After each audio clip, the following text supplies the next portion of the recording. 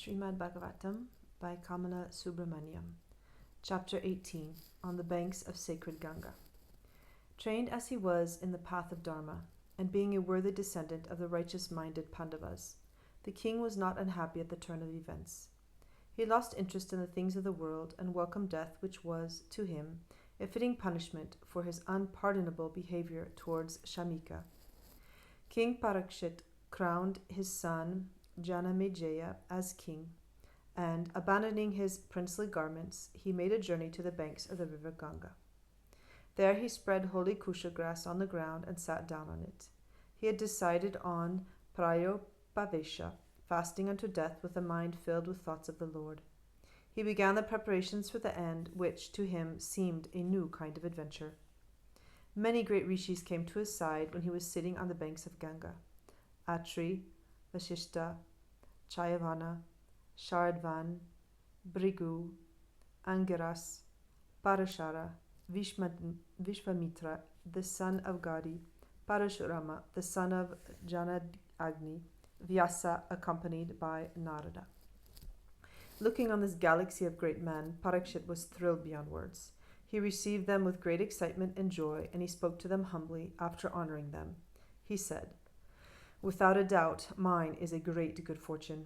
What good actions have I performed in my previous birth that you should all have deigned to visit me together? Now that you have come, please bless me, who has decided on prayopavesha.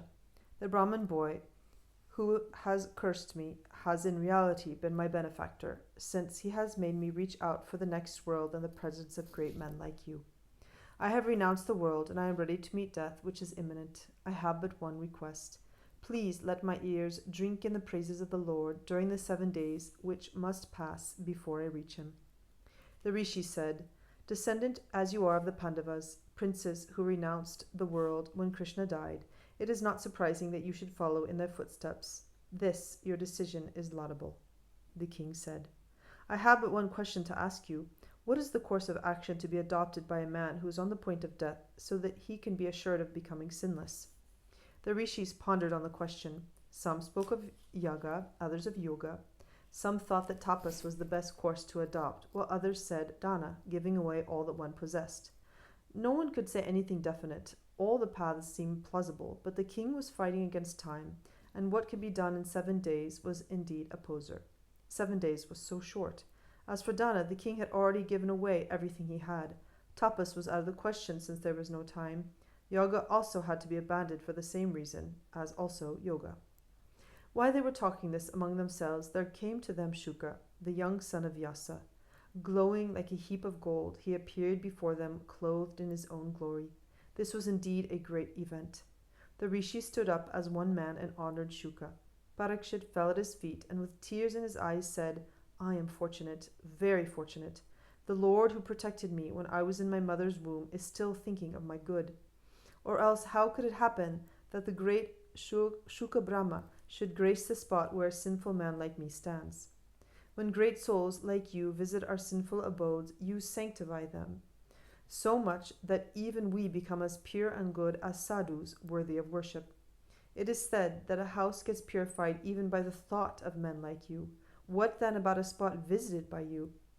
You have come to me, your blessed feet have trod the same ground where a sinful kshatriya like me stands. You have graced the seat I have offered you by sitting on it. Great indeed is my good fortune, who has the great Shuka Brahma by his side when so near death. I will dare to ask you to advise me as to the right path to be pursued by a man whose death is very near. Please tell me, my lord, what I should do now to reach the feet of Narayana." Shukra blessed him. He was seated, and after him all the many rishis. Shukra said, "I have come to you for the sole purpose of telling you about the glory of Narayana, which is the only recital worth hearing. My revered father has composed the Bhagavata Purana, and I learnt it from him. I will tell you the story of the Lord and make these 7 days the most glorious days of your life. This story will help you, and not only you, but all men who will be born hereafter. Consider the life of ordinary men on the earth. They are caught in the web of bondage, attachment to their homes, their children, their belongings. They are ignorant of the science of self-realization. There are so many things to be learnt by man during his short stay in this world, yet what does he do? Half his life is lost in sleep. As for the other half, childhood and youth steal away most of it. Man becomes involved in worldly pleasures and the pain resulting from it, from attachment. Man never pauses to think of the truth that death is awaiting him. Every day he sees death around him, and yet he will never consider himself to be immortal. He will never reckon the quick passage of time which carries him nearer and nearer death every moment. And so, for one who desires mukti from the world of bondage, there is one easy path available, and that is thinking of the Lord at the end of one's life. Even rishis who have realized the Brahman delight in singing the praises of the Lord. There is no need to regret the number of years wasted in thinking of things other than Him. Even a muhurta is enough to tide you over if you are sincere enough. There was a king, Katvanga by name. He came to know that he had just one muhurta more to live. This was when he was in the heavens with the devas. Katvanga at once renounced the heavens and rushed to the earth. He sat in meditation for that one muhurta and reached the feet of the Lord. You, my dear Parikshit, have 7 whole days to spend in this very pleasant task, thinking of the Lord. I will help you to concentrate on Him.